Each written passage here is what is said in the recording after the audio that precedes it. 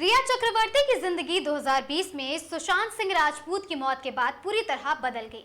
जांच, गंभीर आरोप, मीडिया ट्रायल और साथ ही जेल तक का सामना करने के बाद अब द ट्रेटर्स 2 ने रिया को उस मुश्किल दौर की बात करने पर मजबूर कर दिया। उन्होंने कहा वो सालों तक लोगों के शक के घेरे में रही और अब चाहती हैं कि लोग उन्हें बेगुनाह समझें।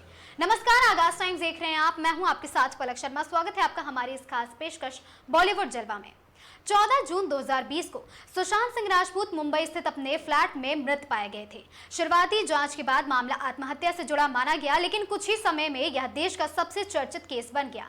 सुशांत के पिता के सिंह ने पटना में एफआईआर दर्ज कराते हुए रिया चक्रवर्ती उनके परिवार पर गंभीर आरोप लगाए।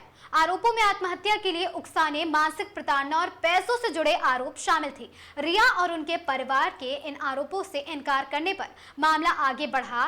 बिहार पुलिस की जांच, ईडी, सीबीआई और नार्कोटिक्स कंट्रोल ब्यूरो यानी एनसीबी तक अलग अलग एजेंसियां जांच में शामिल हुई।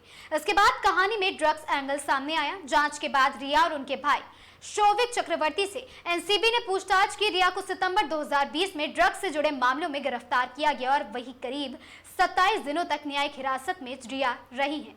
बाद में बॉम्बे हाई कोर्ट ने उन्हें जमानत दे दी। यानी जिस अभिनेत्री की जिंदगी कुछ समय पहले तक फिल्मों और ग्लैमर के इर्द गिर्द थी, अचानक वो कोर्ट और जांच एजेंसियों और जेल की खबरों के बीच आ गई।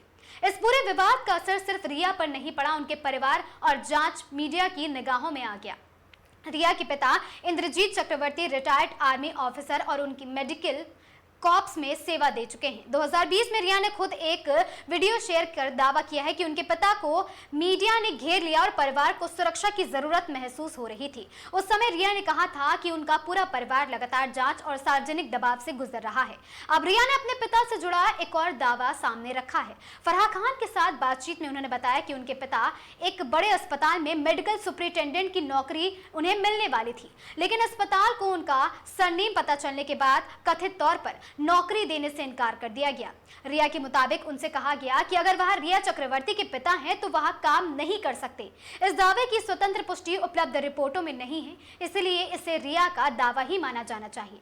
सुशांत केस में रिया की जिंदगी पर सबसे बड़ा सवाल यही था कि उनकी भूमिका सुशांत की मौत से जुड़ी थी।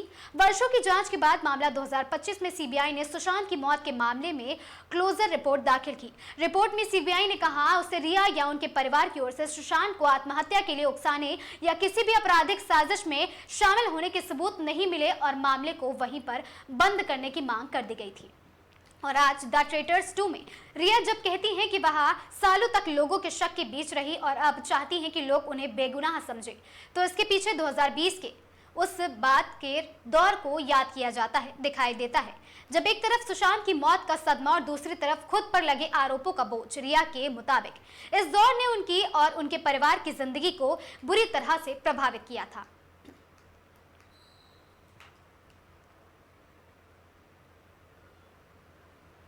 रिया की कहानी अब एक नए मोड़ पर है। सुशांत केस की जांच और वर्षों के विवाद के बाद द ट्रेटर्स 2 में अब वह अपने अतीत और उससे जुड़े दर्द पर खुलकर बात कर रही हैं। बॉलीवुड जलवा की इस पेशकश में आज के लिए बस इतना ही। मैं थी आपके साथ पलक शर्मा। हमसे जुड़े रहने के लिए देखते रहें आगाज टाइम्स।